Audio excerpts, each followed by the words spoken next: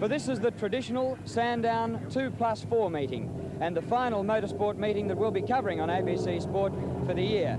And of course the feature event is the final of the Swann series for 1980, and the clear leader in the series is New Zealander Graham Crosby. He's World Formula One champion, and he has 58 points, a handy margin to Adelaide's Greg Pretty, and just behind him is Gary Coleman.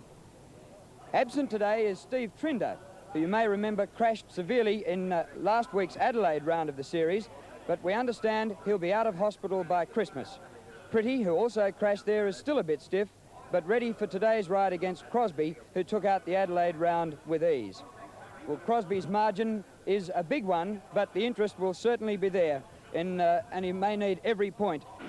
But the field now forming up for this final race over 20 laps, 62 kilometres of the third Swann International Series, won in the first year by Geoffrey Sale, whose bike really hasn't been going well and doing him justice this year. In the second year by South Australian Greg Pretty, and this year being led by Graham Crosby, who's just now down behind the field doing a U-turn, wheeling the bike back, which Dennis Neal has also done on 4. Michael Cole is doing on 8. And Crosby going up and down the grid. Greg Hansford, has he got a problem? No, I don't think so, John. He might have a sticky clutch or something. Doesn't want to sit on the line for too long, but I don't think it's a big problem. Crosby has been given that bike by Suzuki, and it's going back to New Zealand, literally to be put on display in the family lounge room. It's now his, and he's not ready for the start, as you can see.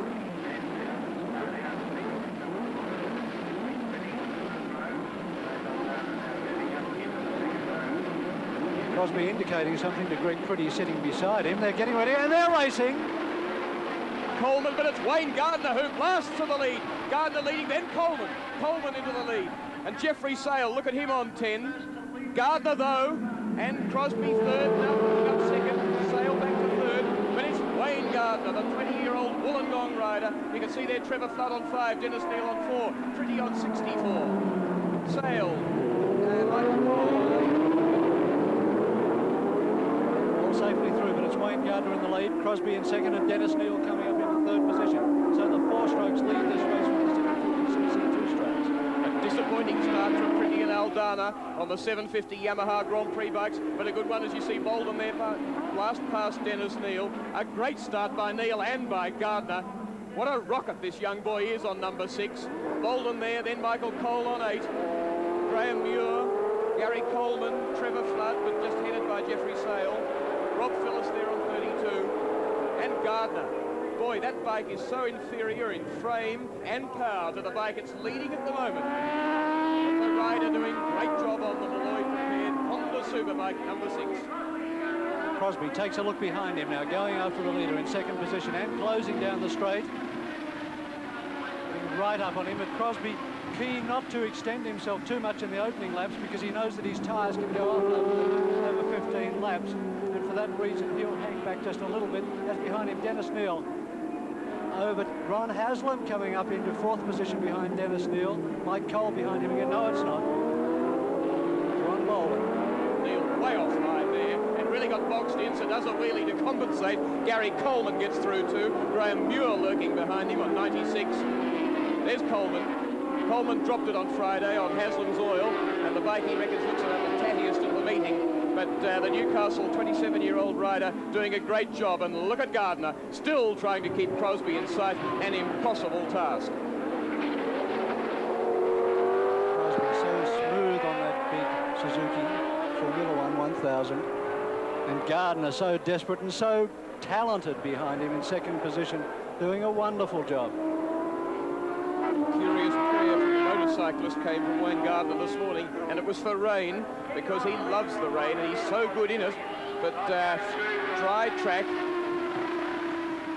And at the end of Goodyear, it's Graham Muir down on 96, the Jeff Taylor-owned motorcycle that Muir said yesterday, I mightn't start the bike, and if I do any damage to it, there's another bike there too, a Honda 1100. He said, if I do any damage to it, I'll be paying for it. A rider receiving attention. Those hay bales being brought up to give, and it's Muir who's receiving attention. It looks like his legs. But Crosby from Gardner in first and second place. The style of two great talents, one with quite a lot of overseas experience behind him now, a solid year this year, and going back next year as a Suzuki Works rider as they paired their team back, but they stuck with Crosby because he can ride these bikes and he can ride the 500cc Grand Prix bikes well too. Though not probably quite as brilliant on those as he is on this. And the wheelie, he tucks it down, but in behind him a number of riders lurking quite close actually to Graham Crosby, but the one we haven't seen, Greg Pretty on 64. And the accident at Goodyear Corner giving the field a chance to bunch up there, so now Ron Bolden in third position, moving right up on the back of Gardner and goes through down the straight with Gary Coleman in fourth position right behind. So Gardner now slips back to third position, and Ron Bolden, riding brilliantly after a season when his style certainly has been off, is right up with them there now. And then follows Haslam, Dennis Neal and Greg Pretty. Greg Pretty is picking up placings. Behind him, next bike is Pretty, way back there, just coming through Repco Corner. Two behind Haslam. Rocket Ron Haslam, apparently or allegedly contracted for $400,000 by Honda in the UK to ride against Graham Crosby in Formula One racing next year. So Haslam keen not to put a bike down the road today and hurt himself with that sort of money resting on next year's season, as now Coleman goes through into third position, passing Gardner, who's put up a brilliant effort in the opening laps, but it's unrealistic to expect that standard frame to stay with sophisticated Grand Prix and Formula One machines. And the question could be raised as to whether Coleman did his overtaking there under a yellow flag. Because once you're in sight of the yellow, you must not change or improve your position. Gardner anyway lying fourth on the road, followed by Haslam. That's the race leader, Crosby. Coleman with a real reason to want to ride well today. He's lying third in the series on 40 points, only 2 points behind Greg Pretty. So by being up there with Pretty, and there is Pretty, quite some substantial way back, the length of pit straight at least back behind Coleman. Coleman can take second place in the series, which would be a wonderful result for this Newcastle rider. Pretty probably still sore after last weekend's prang. There we are. The lead of the race has now been taken by Ron Bolden at the top of the hill. So Graham Crosby dropping back to second position, and Ron Bolden riding, I would suggest, the race of his life, if not the race of this season at this stage. Greg Hansford, why the return to form for this man, do you think? Yes, Christian John is definitely the best that he's ridden in the whole of the Swann series so far. Had a good dice this morning with young Victorian Graham Geddes. Got a brilliant start in the 500 race. Led it for a number of laps, but then Geddes hauled him in after a deficit of about 3 odd seconds, and finally finished quite a few seconds in front of him. But here is a determined Bolden. We know it's a talented boy, but he's got a lot of business interests, and he's even admitted privately that he frankly doesn't want to hurt himself with all his other interests. The 21-year-old being very well set, keeping close company there with Gary Coleman, the man he shared a production 650 Yamaha with in the Castrol 6R, and who he'll be teaming with next year. Coleman, he hopes, on the 750, Bolden on the 500 Yamaha. Word comes through that it's started to drizzle out there on the track. Not enough to be seen by our cameras as yet, but it is starting to rain, and that could well change the complexion of this race as Crosby takes the lead. Bolden in second, Coleman in third, in close company as they go down through the S's. Well, they're all on slicks, and Bolden showed this morning that when it started to rain during the 500 race, he didn't like it at all. He was braking very early for Repco Corner. The accident now cleared, so the track is wide open again, and they can go through the S's at top speed. Graham Crosby does. Beautiful, sweeping, flowing style. Graham Crosby, Bolden, Coleman, Gardner in behind him. Down the straight, and some 280 kilometres an hour. Gardner now being caught by Ron Haslam, as you can see, slipping down under brakes on the inside of him. Coleman there fighting with his teammate and great friend. Haslam couldn't do it. Haslam's still back behind Gardner. Gardner takes a look over his shoulder to see what's going on. There's Haslam, Rocket Ron, 24 years of age, Great Britain, Formula One champion, 1979. Had it taken from him this year by Graham Crosby. They are not the best of friends. But won the English Formula 3 title this year, which is for race frames with 250cc race engines. Look at the bike kick up and get airborne over that bump on the back straight. As Haslam, following the other three in front, flies down into the S's. Haslam more so than any of the others. Doesn't mind his bike sliding around. Greg Hansford, who must have seen a lot of the very dramatic style of Ron Haslam in England. Yes, well, a bit different than what you'll see here. He goes much faster on the circuits in England, and very, very hard for anybody to catch him over there. Haslam, in fact, spent 2 days this week at Calder Raceway preparing the suspension of his motorcycle. It was too harsh at the front, too soft at the back. He's changed it around, and now he reckons he's got the formula right for racing in Australia, because our tracks here, he says, are far bumpier than they are in Europe. And as such, he's been all at sea in the last 3 weekends. He says now he's got the formula right. He's dying to come back next year to show us just what Ron Haslam can do. Greg, is his comment valid? Are our tracks bumpier? Yes, John, especially this one. I'd say this would have to be the worst track we've got here as far as the bumps go. You'll just watch these bikes going up the back straight there now. The suspension, you can't see, we're not close enough, but the suspension is working to the fullest of its ability there. As you come up into the braking area there, in fact, the back wheels normally leave the ground. You've got most of your bias on the front wheels. Right, yeah. Just how does it unsettle you with the back wheel off the back? It doesn't at all, because there you're travelling in a straight line. So within the middle of the corner, you'd have to go a lot slower than you normally would. Haslam now in pursuit of Coleman. Crosby in the lead on bike C, the big Suzuki. That close shot of Coleman down through the S's, we can see the back wheel just stepping up. Perhaps, Greg Hansford, you might talk us around Sandown Park Circuit at speed on a race bike. Okay, well, on Crosby's bike there now, he'd probably be doing somewhere around 150 miles an hour. And for the corner at the end of the main straight, he'll be going back to second gear there. Accelerating probably flat out there at the moment, and he might just get change into third gear. And now back 2 gears into first gear.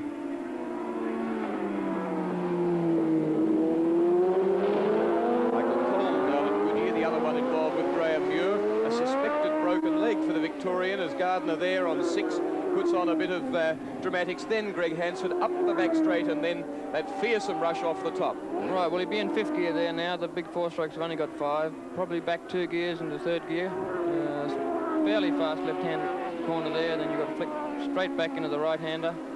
1st or 2nd gear here, depends on the traffic or whatever. I'd say 2nd gear there at the moment. He's out in front. 3rd gear. Probably into 4th gear here, 120 something miles an hour. What about the throttle through that area? Flat out, because it's not a very sharp corner there. Back in the 3rd gear under the bridge, flat out coming back there. And how much does the bike slide around, particularly down off the top of the Rothmans Rise? They do get out of line a little bit, but you're not enough to probably see it on the television camera. Bolden back into line again, into the lead, but Crosby then takes it back. Bolden did lead him on the straight. Crosby grabbed it back in less than 2 seconds, covering the first 4 riders. Haslam tries for an inside run and gets it on Coleman as they come up into Holden corner. So Ron Haslam moves up into 3rd position with Gary Coleman relegated to 4th. And now Haslam in pursuit of Ron Bolden, who probably doesn't know he's there at this stage. Bolden tries for the lead and gets it from Crosby. Crosby now falls into the slipstream. This is the sort of racing that the Swann Series has been all about this year. Crosby goes for the brakes. And does it. Doesn't use too much of them, Greg Hansford, over the top there. No, the big 4-stroke engine does a lot of its own braking there, and the bike that Ronnie Bolden owns is no engine braking at all. It's just a 4-cylinder 2-stroke engine, and it's far much different from the bike Crosby's on.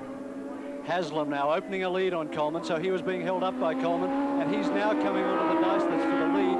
And of course, these 2 riders, Crosby and Bolden, are holding each other up, and Haslam has a free track in front of him as again the slipstreaming brilliance of that Yamaha overtakes the Suzuki down the main straight. 6 speed gears compared to 5 for the Suzuki, and Haslam now moves on to arch rival Graham Crosby's tail.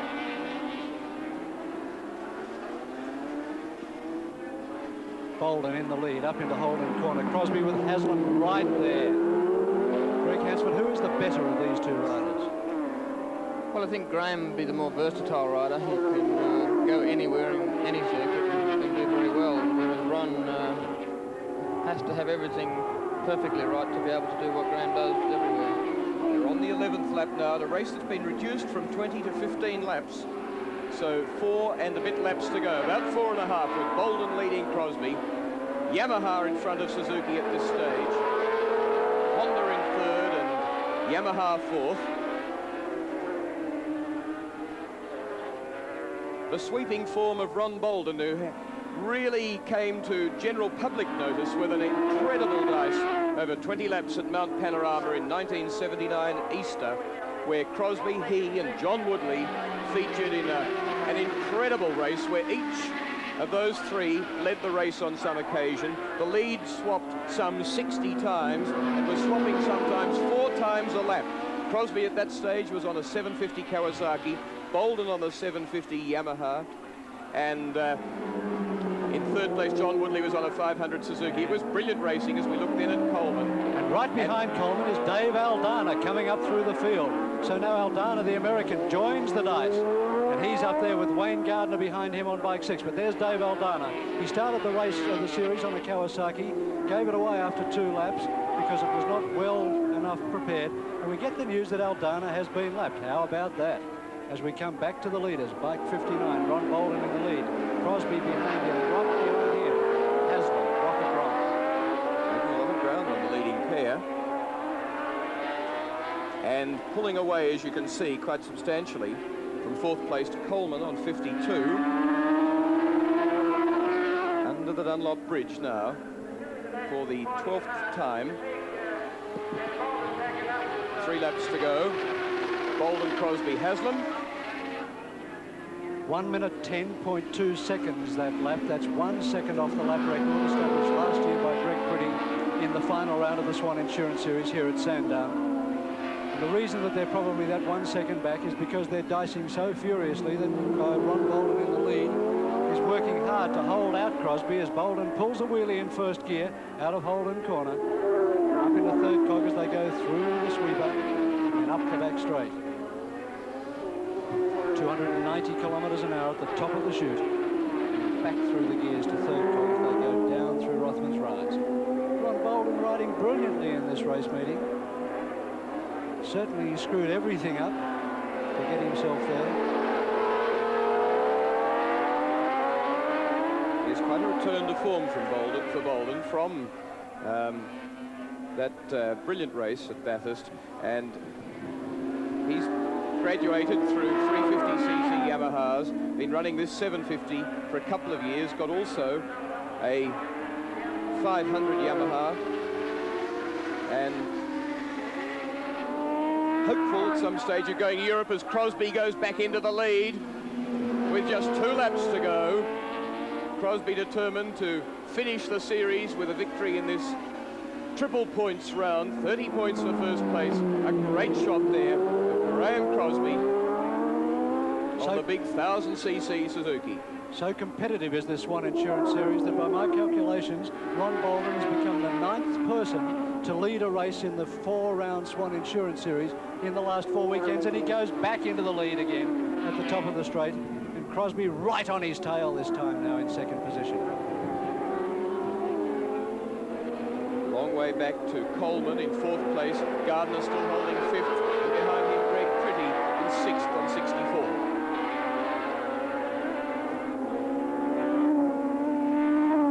Greg Hansford, this is the sort of performance I think you've expected from the Grand Prix bikes at some of the previous rounds, where you feel that the 4-stroke Formula 1 bike of Graham Crosby shouldn't be fast enough and good enough through the corners to stay with them.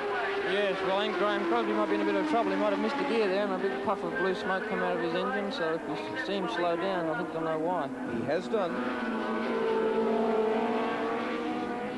Yes, on every circuit we've been to, the 750 Yamahas should be able to beat these big 4-strokes, but unfortunately we haven't got the good 750 Yamahas in Australia.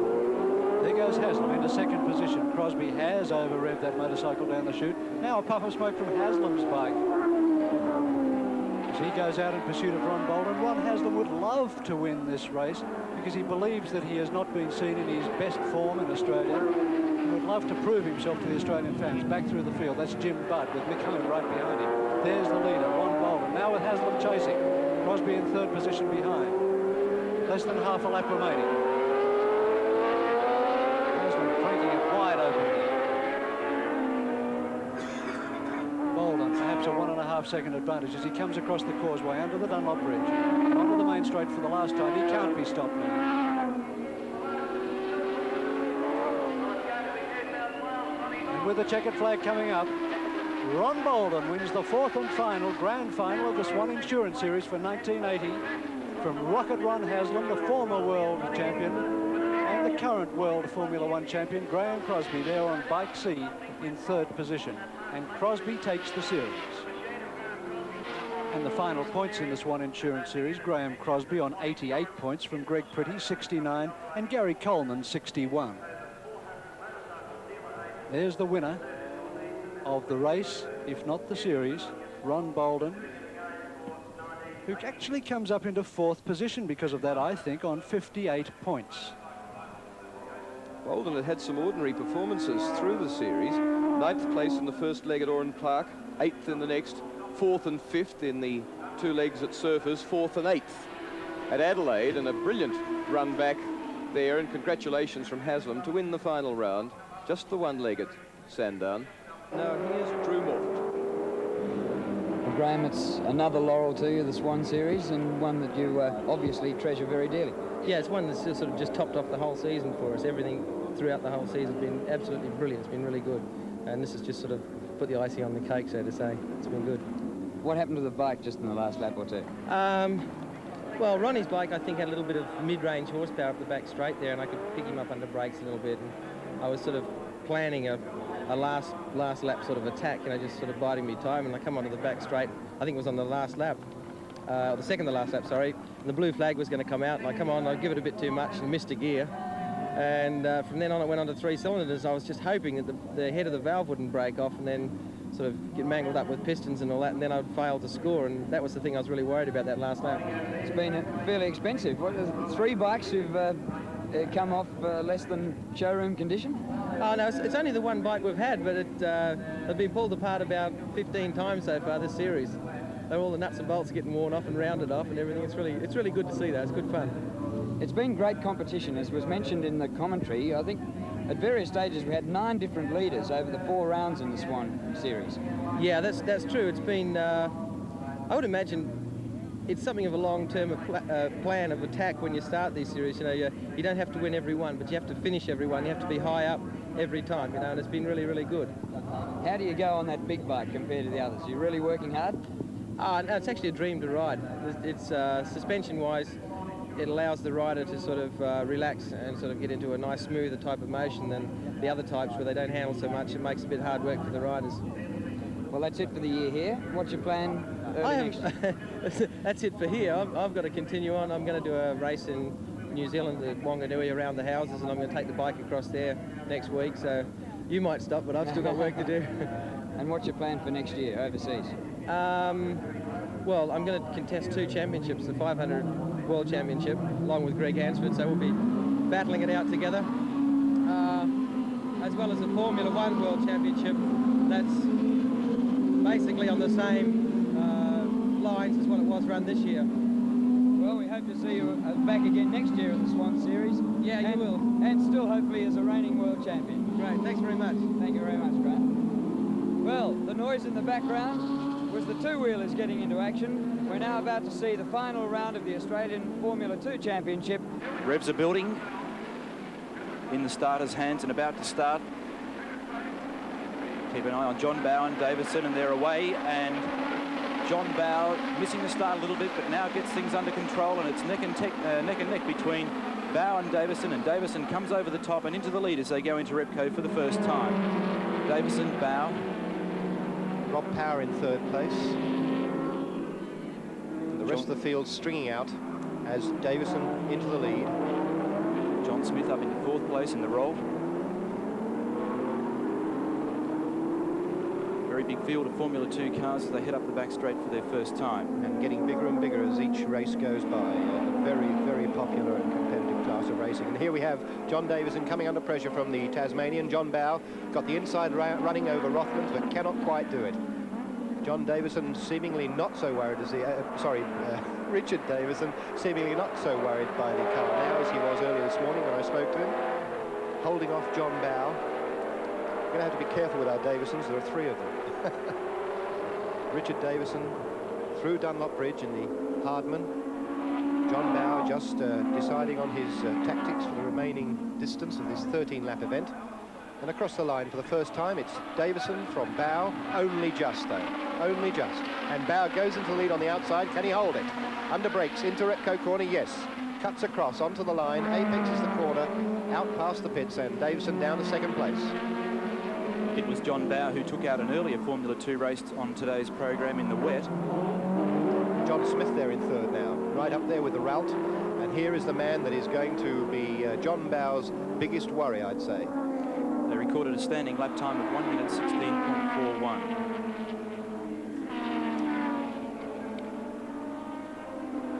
In fact, the lap record around here for these cars is 1 minute 7.4. It's held by John Bow, our leader at this stage, in car number 33, the ground effect Formula 2 Elfin. The team working feverishly behind the steering wheel of the Elfin. Oh, and a lot of lock-to-lock stuff there by John Smith. He had a bit of a front-end wash as he came out of Goodyear corner. Didn't lose too much time, though, because Richard Davison, he's still close to that Hardman, which went very wide on the parapet there of the bridge. I think these drivers are working pretty hard. John Smith, the current leader of the Australian Formula 2 Championship, with 11 points, pulling out now behind Davison and looking for second place. That particular car giving away quite a few pounds to these other 2 lighter weight Formula 2 cars. The car that John Smith is actually driving is a car that doubles for both Formula 2 and Formula Pacific Racing. And for this occasion, they have a 1600cc Ford motor in it, single camshaft pushrod motor. Incredible rear end geometry on that, the suspension of that route. It does all sorts of funny angles, but seems to work very well. Richard Davison, it would seem, did well to worry about his car. It is obviously not as quick as he would like. In the first of their flying laps, they recorded 1 minute 10 even, which is some 3 seconds off the lap record held by John Bow. And John Smith getting very sideways that time through the S's. This is for real, there's no doubt about that. John Smith is already leading the championship, but does need to win here, because although John Bow is not his big problem, Richard Davison certainly is on 9 points. And John Smith's car again very, very twitchy coming under the Dunlop Bridge. John Smith taking advantage of the slipstream and going around the outside of John Bow as they go into Repco, and Bow tucks back in second place and says, "That's okay by me." Well, I don't think that's exactly what he might have said, but my gosh, the Smith car went past so quickly. And here we have a lot of weaving, looking for a line. A lot of wasted time by John Bow. He's right under the gearbox of the John Smith route. And Richard Davison just watching from the background. There's only inches between these 2 cars as they go up the back straight. There they are, side by side. This is a difficult situation going over Rothmans. But John Bow trying to hold out, but John Smith won't have any of it. He's on the inside. They're wheel to wheel as they go down through the S's. A very, very dangerous move. Oh, and John Smith's has off. lost it. That had to happen. It was a very tricky situation they're in. He's okay. He's just wiped off the suspension. Let's see if we can have a look at that now on replay as John Smith steps out of the car, and it's a very, very damaged Rolt at the moment, just overcooked it, and the 2 are almost like young speedway drivers coming over the top of Rolt. Here we have the replay, and obviously this was a rather silly move, but in the heat of the moment you don't think of things like that. Smith on a very tight line, far too tight. He's had to correct there. He's now very, very unstable, and he's going into the right-hander, but he's just got too much rear-end sway on. The car lets go, spins round and into the fence fairly heavily. That's quite a fast section of track. Ooh. You can see the fence kick up there as the rear suspension is destroyed on the car, and we just hope there's not too much more damage, but luckily the driver is unhurt. Bow, Davison and Norden, with McCrow further back in 4th place. McCrow, of course, is on 7 points, so he's not entirely out of it. Norden very close as they go through Tirana corner, tucking under the gearbox looks of Davison. Davison, obviously a troubled lad in that car. It's just not quite as good as it has been previously. It often happens when they're continually rebuilding, and in fact Norden's gone by. So it would seem that if this position is maintained, Norden will take the title. So that's how close it all is. Through Goodyear Corner. Norden in second place in the race, with Davison right on his tail. John Smith well out ahead in the lead. Norden and Davison, and Norden's car and Arbion, powered by a VW Golf motor, the same motor that's in John Bow's car. And this particular car of Norden's reputed to be a copy of the March 793 Formula 3 car. You have to remember, of course, in all this talk of championships, there are 2 races, and this is the second of the 2. So things could be different when we tot up the actual individual heat points, but the way things are looking right now, it could be a straight run. Yeah, actually Norden had a DNF in the first heat earlier on today, which stands for did not finish. So that means that the point situation is well and truly wide open, and we'll try and get those results to you at the completion of the event. There's our leader, car number 33, driven by John Bow, Tasmanian, the car built in Adelaide by Gary Cooper. Russell Norden, car number 5.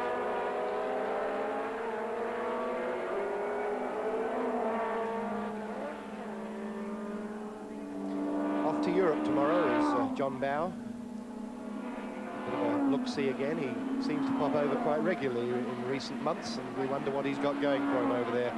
Could be a very interesting year for him next year, by the way. He's a very, very talented driver. And a mere 1.5 seconds separating first from second at this stage. And Norden very sideways as the car goes into the fence. That was the car he just overtook. David Crabtree straight on at the intersection, into the straw bales. No damage to him, and we would suspect not too much damage to the car, or at least we hope so. John Bow down through the S's, looking pretty good. Obviously has a fair margin in hand over the Russell Norden car.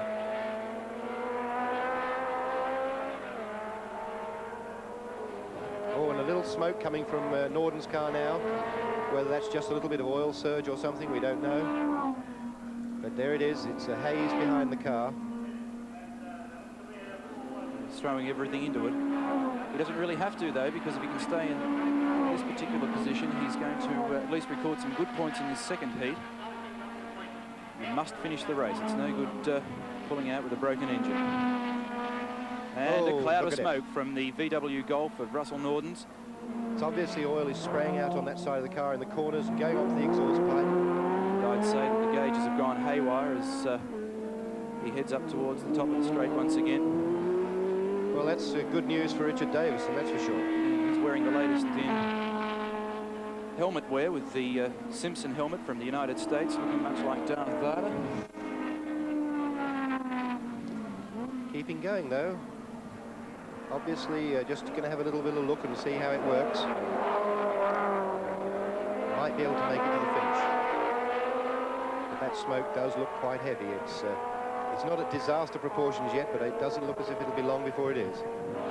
Last year, this particular driver, Russell Norden, was the winner of the TAA Formula 4 Driver to Europe Series, and he won 6 of the 8 rounds.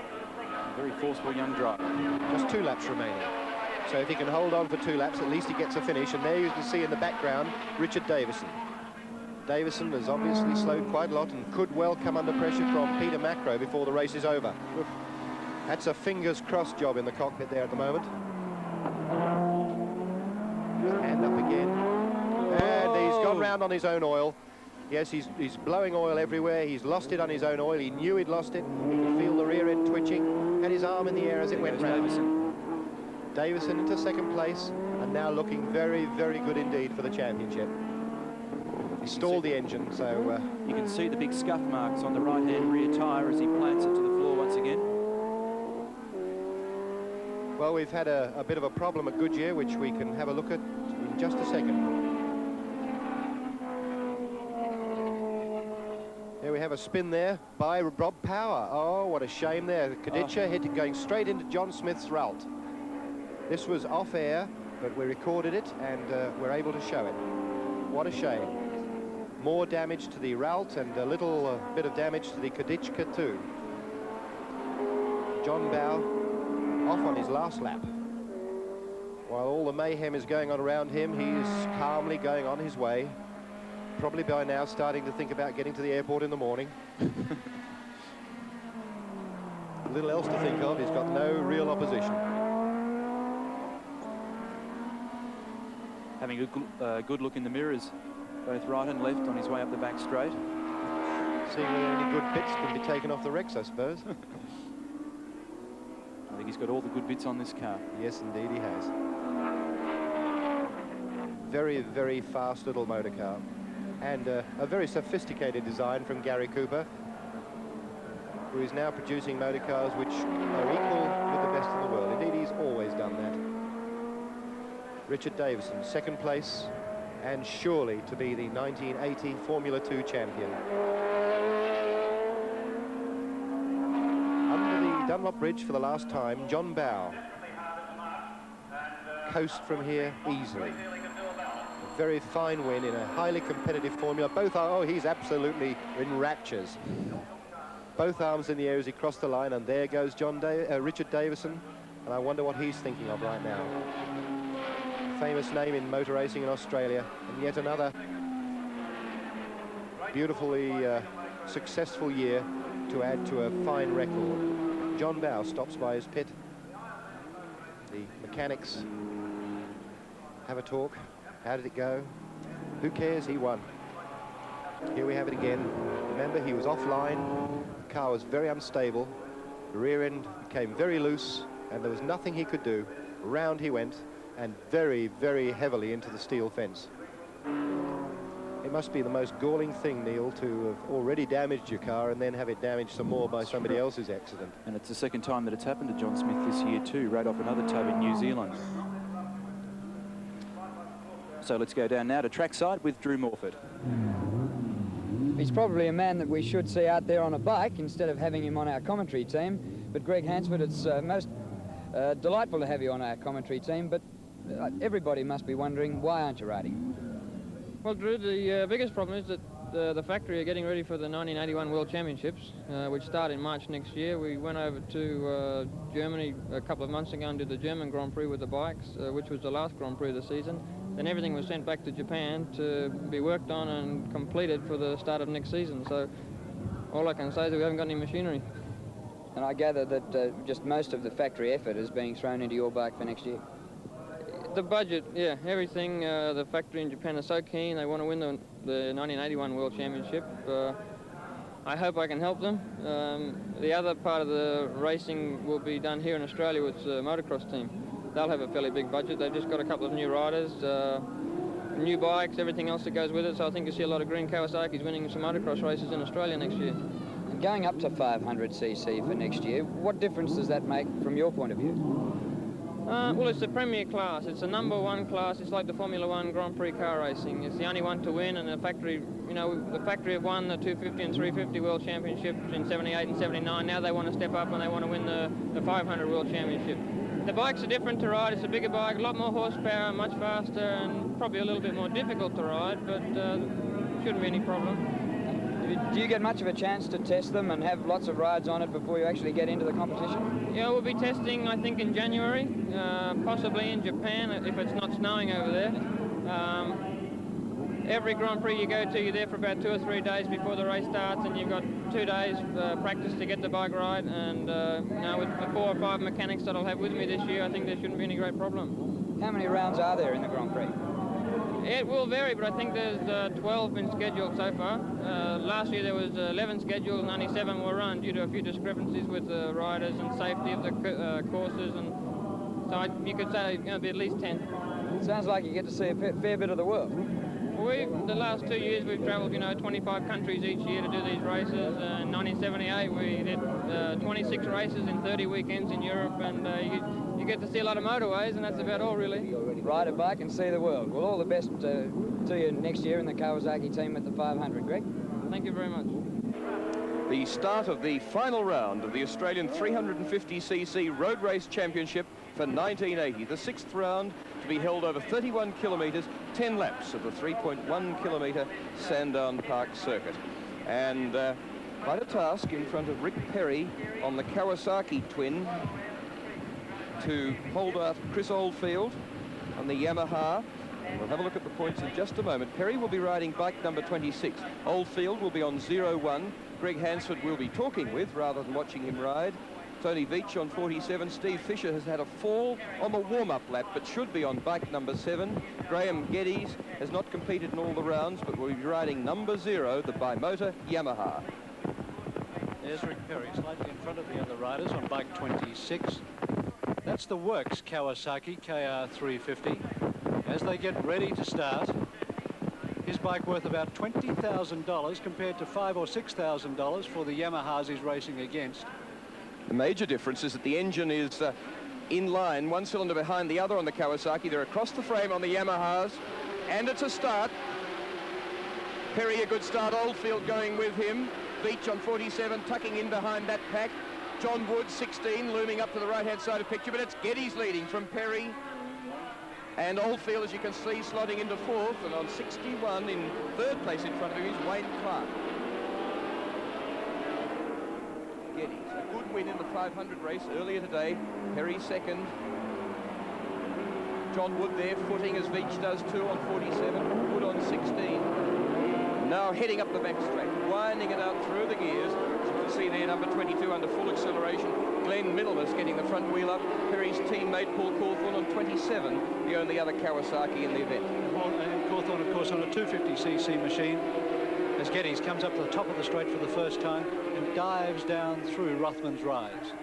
This is where Fisher came off on the warm-up lap on bike number 7, didn't take his place on the grid. And Geddes dealing with a track that's very wet, as you can see, but with the atmosphere quite clear of rain and the track drying. Quite a substantial lead by Geddes now as he comes down through the S's, opening up a little bit on Perry. Perry not that keen to go for a race win in this race because he's after the championship, which he can win on points if he comes second. But that's not going to stop Rick Perry from at least cranking the Kawasaki Open. 37 going out of picture there was Paul Lewis, who had a great win earlier in the day in the 125cc race against his international rider Barry Smith.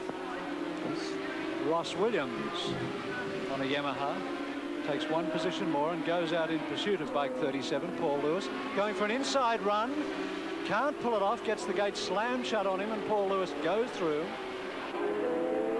The race leader, Graham Geddes. Greg, it must be terribly frustrating for a rider like you to sit here watching this when you could be out racing, as at the moment Perry is starting to have a challenge placed upon him by Chris Oldfield in 3rd place. Chris Oldfield, the fair-haired Englishman who really has blossomed this year. He's a midfield runner for a couple of years, but really has come into his own, and until he fell in Western Australia and broke a wrist and was out for a couple of months, missed a ride in a Castrol 6R, he really has been showing by far his best performances. Rick Perry looking for him on both sides of the bike, and while he was looking, Oldfield was through. Now let's see the power of these two machines down the straight, and will Perry try for a late braking manoeuvre at the end?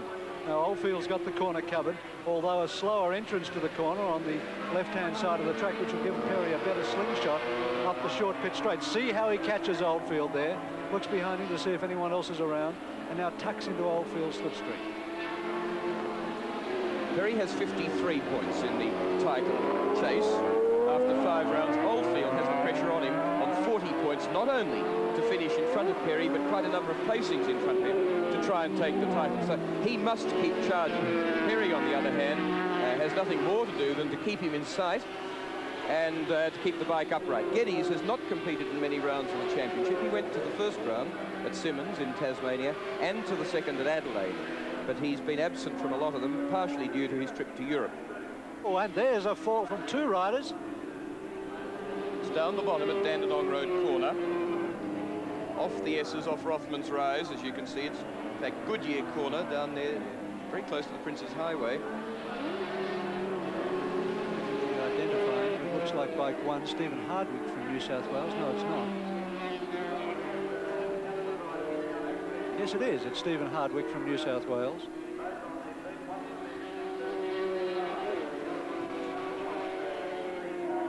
Greg, you can be down in an instant under these conditions on a track as wet and slippery as this.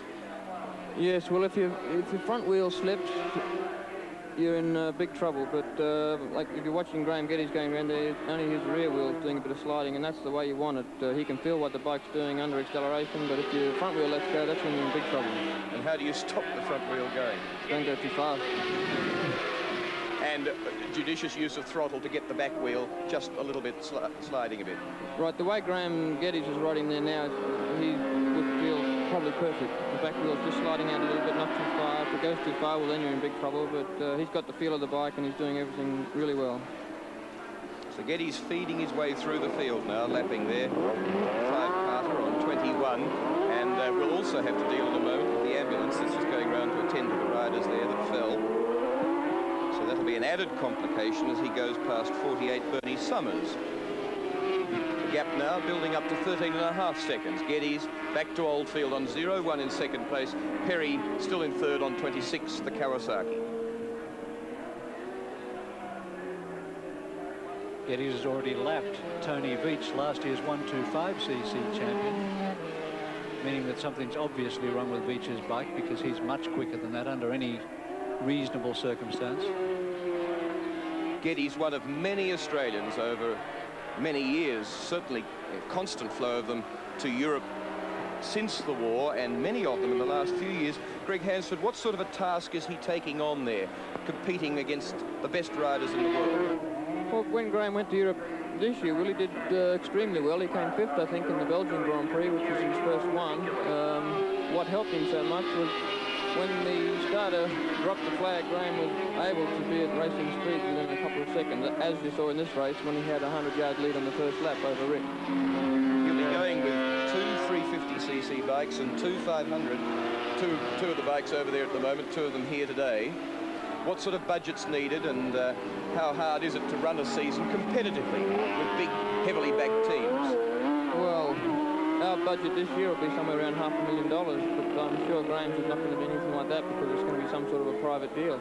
But he's going to have extra expenses if he's doing the 350 Grand Prix, because he's got to start out in South America, and the air freight and air tickets to South America, then back to Europe, is astronomical.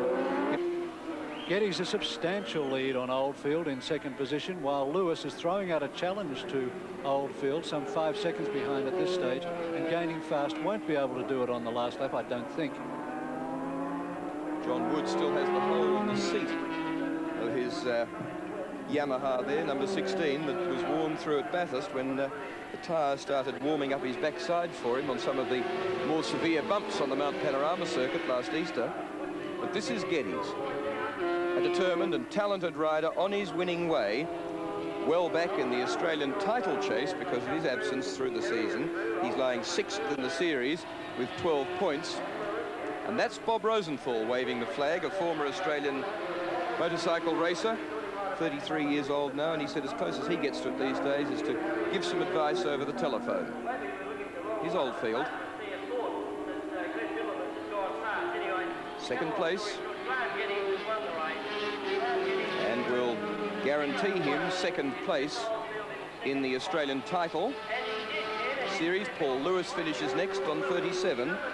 65 there, Bradley Haddon being lapped. 22, Glenn Middlemas, another lapped rider, but that's Lewis. And then Rick Perry goes through the checkered flag to become the Australian 350cc champion for 1980 on his Kawasaki KR350. That event was recorded a little bit earlier when the track was drying after earlier rain. Now we're back live, pardon the siren, and in the meantime we've had a little bit more rain, so the track at the moment is just a little bit slippery as we go into the second heat of the final round of the Australian Sports Sedan Championship. They're ready to go. We take you up to our commentary position, and Paul Harrington and Neil Crompton. But we're now ready for the start of the second 13-lap part of the final round of the Australian Sports Sedan Championship. The flag is up and down. Grid positions the same as for the first heat, with Jim Richards getting a brilliant start, but none better than Tony Edmondson and John Briggs. And it's Edmondson into the lead from John Briggs in the Monza. Jim Richards forcing Briggs out into Repco. Alan Grice in fourth again, and the rest of the field behind. Tony Edmondson on the inside. John Briggs sneaks in front. So there we have Richards already back to third place. Briggs trying to do a repeat of his first heat act, when indeed he broke the lap record with a 1 minute 7 seconds. The record was equalled by Richards, 1 minute 7.7, but also beaten by Tony Edmondson with 1 minute 7.5. Briggs lighting out from the rest as he goes over Rothman's rise, and Richards through to second again. It's a repeat of the first heat. Incredible racing. Edmondson in third place, and once again Alan Grice holding back with the Craven-Meyer BMW turbocharged car. Approaching the causeway, still Briggs from Richards, nothing between them, with Tony Edmondson in third place. The track a little bit wet, so they have to be careful, and there Richard takes a curve onto the main straight. Richards looking for a way round the Monza. And the rain still coming down as these two front runners go down the main straight. And of course, Jim Richards, reputed to be a top wet weather man, as he goes into the lead in the Falcon to the left-hander at Repco, and John Briggs back into second place. Standing lap time of 1 minute 16.49. There was no after you, Claude, there. There was a solid clunk in the side as Richard went by the Monza. And now he's sandwiched between the Falcon and the Repco-powered Alfetta. Briggs knows he has the battle ahead of him, but prepared to stay reasonably cool. None cooler, of course, than Alan Grice. Oh, and smoke coming from the Falcon over the top of Rothman's. That doesn't bode too well for the New Zealand driver, Jim Richards. A little bit of panel work flapping on the Falcon on the rear left-hand side. That could have been a result of the contact with the Monza as he went under it into Repco corner. It was a fairly solid contact. So that could be a tyre rubbing, although we'll wait to find that out later. Briggs in second place with Edmondson ranging alongside. Edmondson has the best line for Repco corner, but it's not the fastest. Now it is. He's able to pull across whenever he likes. Difficult car to drive, short wheelbase, lots of power, squirt and point. They're actually going to pull that car down on Tuesday morning and put in a new Chevrolet engine, and they're also going to do quite a few geometric changes to the chassis of the car to try and eliminate that problem where the car comes out of corners, and as you said, Paul, it's very snap and point. Edmondson almost sitting in the back seat of the car. The only real resemblance to an Alfetta is the bodywork. Elsewhere, it's pure racing model. Further back down the field, Graham Winkup's Monza. Parkinson's Commodore, Murray Carter, there's Alan Moffat just behind his old battling companion in Fords. But I suppose we could say Mazdas are Fords nowadays. It does seem to prove that the Mazda's not the fire breather that everybody thought, and it is competitive with other touring cars, Paul. Well, in fact, as Alan Moffat says, and is quite true, it's there for reliability. And in a long race where we've seen sports sedans fall apart at the seams, he would obviously be at an advantage over distances.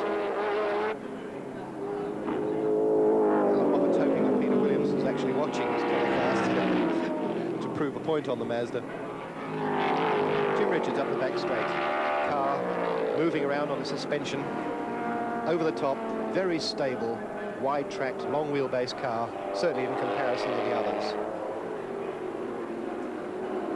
This particular car was originally for sale earlier in the year, wasn't it, one stage? Well, there's many a slip twixt cup and lip, as they say. And Jim Richards enjoying the fruits of his own work. Adam Murray, the engine builder from New Zealand. Great team built this car over there. Just 2 laps remaining. Streaks up the main straight. No further signs of the smoke, which must have been just a rubbing tyre. Edmondson still in second place, coming through the traffic and almost catapulting off Parkinson's Commodore. 6-cylinder engine Tirana just behind there, the red car we saw. Third of that group. And you can see John Briggs in the other Monza further back. Obviously in mechanical trouble.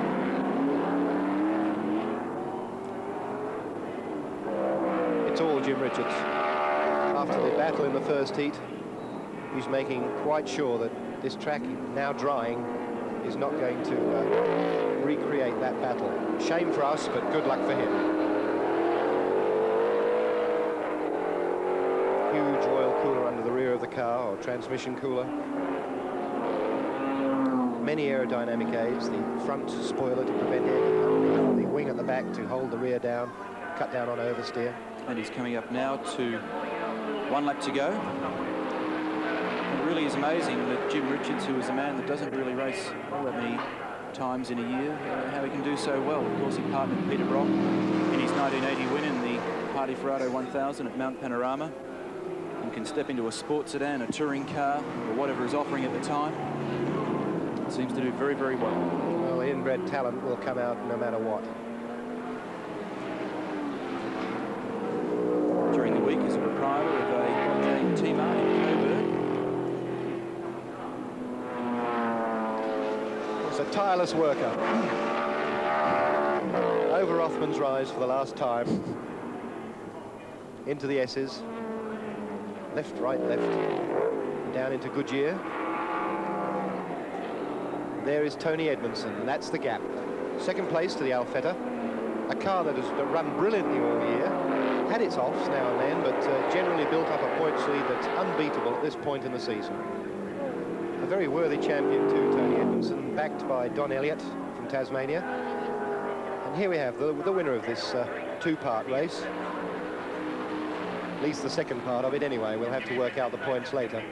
Jim Richards with the Falcon. And a race time of 15 minutes, 4 seconds. And a couple of other tenths here and there. 15 minutes, 4 seconds, 0.22 in fact. So another good win for Jim Richards in the Falcon. Well, it's been an interesting sports sedan year this year. We've had some very, very fine races and some terribly dull ones, but I think overall this final day has been one of highlights for sure. Tony Edmondson coming up to the start-finish line just behind Jim Richards. And Tony Edmondson, as I say, our champion for 1980.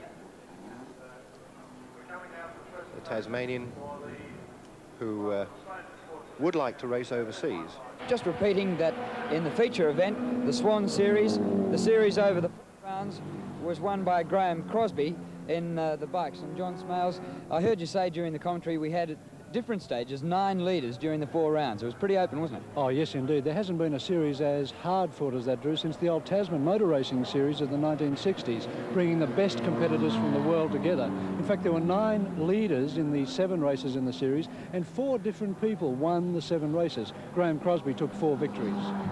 So really even, and it's obviously a successful formula to popularise motorbikes. Well, the good thing is that people like Crosby, Aldana and Haslam are going to take the word overseas, and I wouldn't be surprised if a lot of the World Championship riders next year decide that they want to come to Australia in the off-European season to race here in beautiful weather, with the exception of Sandown, and with really close competition. Well, that's good news, and it should be great next year. And of course, Graham Crosby, this year's winner, Will Hagan, said he'd be back. So yes, good if Graham does come back. And apart from the motorsport scene generally, the ABC has got a very big program lined up next year. Some 25-odd telecast meetings of both cars and bikes, and a couple of innovations if they come off, and I'm looking forward to it. Okay, and it's been great to work with you guys during the year. Well, that just about concludes our telecast from Sandown today, and it's our final motorsport telecast for the year. Hope you've enjoyed it. Hope you'll be back with us again next year. So from Sandown, Drew Morfitt for ABC Sport.